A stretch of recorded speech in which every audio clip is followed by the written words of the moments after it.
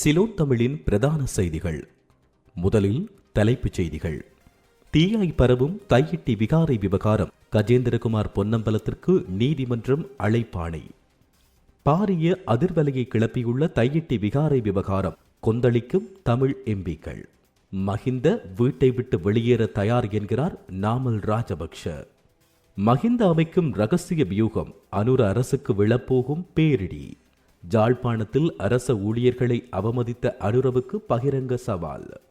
யாழ்ப்பாணம் காங்கேசந்துறை நாகப்பட்டினம் இடையிலான கப்பல் சேவையை மீள ஆரம்பிக்கும் நடவடிக்கை ஒத்திவைப்பு. போதைப்பொருள் பாவனை, 17 போலீஸ் அதிகாரிகள் பணி நீக்கம், 13 துப்பாக்கிச் சூட்டு சம்பவங்களும் பதிவு. லசந்த கொலையில் மறைக்கப்பட்ட சாட்சிகள், ஆதாரங்களை தேடும் பாதுகாப்புத்துறை. இனி தொடர்வது விரிவான செய்திகள். தமிழ் தேசிய மக்கள் முன்னணியின் தலைவரும் நாடாளுமன்ற உறுப்பினருமான கஜேந்திரகுமார் பொன்னம்பலத்திற்கு மல்லாகம் நீதிமன்றம் அழைப்பாணை விடுத்துள்ளது. தையிட்டி விகாரை விவகாரம் தொடர்பிலேயே குறித்த அழைப்பாணை நேற்று பிறப்பிக்கப்பட்டுள்ளது.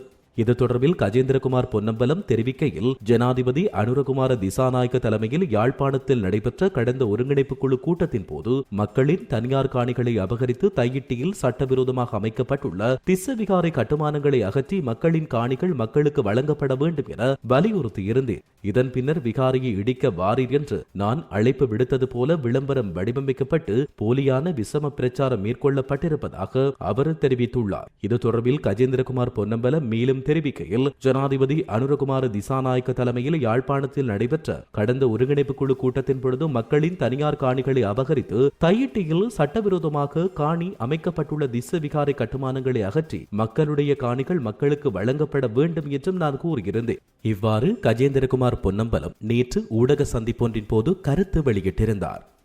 தமிழர்களுக்கும் சிங்களவர்களுக்குமான உறவினை நிரந்தரமாக இல்லாமல் ஆக்குவதற்காகத்தான் தையிட்டி விவகாரம் குறித்து இதுவரை முறையான நடவடிக்கை எதுவும் எடுக்கப்படவில்லை என நாடாளுமன்ற உறுப்பினர் செல்வம் அடைக்கலநாதன் மற்றும் கஜேந்திரகுமார் பொன்னம்பலம் ஆகியோர் குற்றம் சாட்டியுள்ளனர். யாழ்ப்பாணம் தையிட்டியில் திஸ்ஸ ரஜமக விகாரை அமைக்கப்பட்டுள்ள மற்றும் அதை சூழவுள்ள தமது காணிகளை மீள கையளிக்க கோரி காணி உரிமையாளர்களின் போராட்டம் நேற்று முன்னெடுக்கப்பட்டது. குறித்த போராட்டத்துக்கு ஆதரவாக அரசியல் கட்சிகளின் ஆதரவாளர்களும் போராட்டத்தில் ஈடுபட்டனர். இதன்பொழுது கருத்து தெரிவித்த போதே அவர்கள் இந்த விடயத்தை கூறியுள்ளனர்.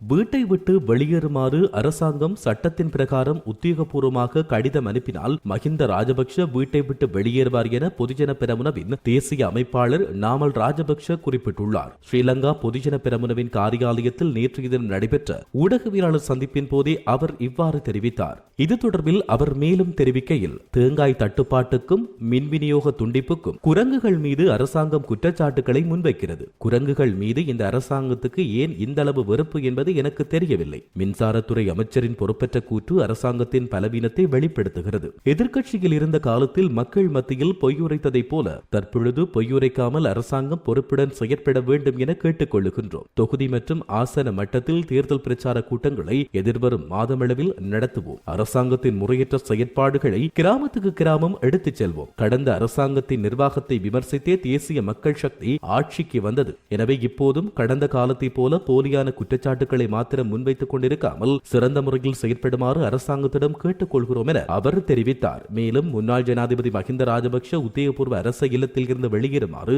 சிவில் அமைப்பினர் குறிப்பிட வேண்டிய தேவையில்லை. வீட்டுக்கு முன்பாக அவர்கள் போராட்டத்தில் ஈடுபட வேண்டிய தேவையும் இல்லை. வீட்டை விட்டு வெளியேறுமாறு அரசாங்கம் சட்டத்தின் பிரகாரம் உத்தியோகபூர்வமாக கடிதம் ஒன்றை அனுப்பி வைத்தால் மஹிந்த ராஜபக்ஷ வீட்டை விட்டு வெளியேறுவார் என நாமல் ராஜபக்ஷ குறிப்பிட்டார். ஸ்ரீலங்கா பொதுஜன பெரமுனவுக்குள் ஒரு சிறப்பு கலந்துரையாடல் இடம்பெற்றுள்ளதாக தகவல் ஒன்று வெளியாகியுள்ளது. இந்த கலந்துரையாடல் நேற்று காலை நடைபெற்றதாக தெரிவிக்கப்படுகின்றது. மேலும் ஸ்ரீலங்கா பொதுஜன பெரமுனவின் பொதுச் செயலாளர் சாகர காரியவசம், தேசிய அமைப்பாளர் நாடாளுமன்ற உறுப்பினர் நாமல் ராஜபக்ஷ ஆகியோரின் தலைமையில் கட்சி தலைமையகத்தில் இது நடைபெற்றது. கலந்துரையாடலின் பொழுது வரவிருக்கும் உள்ளூராட்சி தேர்தலுக்கான ஏற்பாடுகள் குறித்து இங்கே விவாதிக்கப்பட்டுள்ளது. இதேவேளை கடந்த ஜனவரி மாதம் இதுபோன்று சிறப்பு கலந்துரையாடல் ஒன்றும் இடம்பெற்றுள்ளது. புதிய அரசாங்கம் ஆட்சிக்கு வந்த காலத்திலிருந்து ராஜபக்ஷர்களும் பொதுஜன பெரமுன கட்சியும் பாரிய அரசியல் பழிவாங்கல்களுக்கு உட்படுத்தப்படுவதாக விமர்சனங்கள் உருவாகியுள்ளன. ஜாலில் நடைபெற்ற ஒருங்கிணைப்பு குழு கூட்டத்திற்கு வருகை தந்திருந்த ஜனாதிபதி அனுரகுமார திசாநாயக்க அங்கு வருகை தந்த அரசு அதிகாரிகளை அவமானப்படுத்தியதாக நாடாளுமன்ற உறுப்பினர் கஜேந்திரகுமார் பொன்னம்பலம் குறிப்பிட்டுள்ளார். நேற்றைய தினம் தொலைக்காட்சி நிகழ்ச்சி ஒன்றில் நேர்காணலின் போதே அவர் இவ்வாறு தெரிவித்தார். தொடர்ந்தும் அவர் தெரிவிக்கையில், ஒருங்கிணைப்பு குழு கூட்டத்தில் திடீரென்று வந்து கேள்வி கேட்காமல் முன்னாயத்தமாக இருந்திருக்க வேண்டும். இது அரசு அதிகாரிகளை அவமானப்படுத்தும் செயற்பாடு. கடந்த அரசாங்கத்தால் மற்றும் நிர்வாகிகளால் நியமிக்கப்பட்ட அதிகாரிகளுக்கு அழுத்தத்தினை ஏற்படுத்தி தங்களுக்கு விசுவாசமானவர்களாக மாற்றுவதற்கு அனுர தரப்பு முனைகின்றது. கடந்த அரசாங்கம் செய்ததையே அனுர அரசாங்கமும் பின்பற்றுவதாக அவர் இதன்போது சுட்டிக்காட்டினார். ஜாழ்ப்பாணம் காங்கேசன்துறை மற்றும் இந்தியாவின் நாகப்பட்டினத்துக்கு இடையிலான பயணிகள் கப்பல் சேவையை மீள ஆரம்பிக்கும் நடவடிக்கை ஒத்திவைக்கப்பட்டுள்ளது. காலநிலை சீரின்மை காரணமாக நிறுத்தப்பட்ட குறித்த பயணிகள் கப்பல் சேவையானது நாளை தினம் மீள ஆரம்பிக்கப்படும் என அறிவிக்கப்பட்டிருந்தது. அதற்கமைய காங்கேசன்துறைக்கும் நாகப்பட்டினத்துக்கும் இடையிலான பயணிகள் கப்பல் சேவையானது நாளை தினம் ஆரம்பிக்கப்பட மாட்டாது என சிவகங்கை கப்பல் நிறுவனத்தின் தலைவர் சுந்தரராஜ் பொன்னுச்சாமி தெரிவித்துள்ளார். அத்துடன் இந்த கப்பல் சேவை மீண்டும் ஆரம்பிக்கப்படும் தேதி பின்னர் அறிவிக்கப்படும் என்றும் அவர் குறிப்பிட்டுள்ளார்.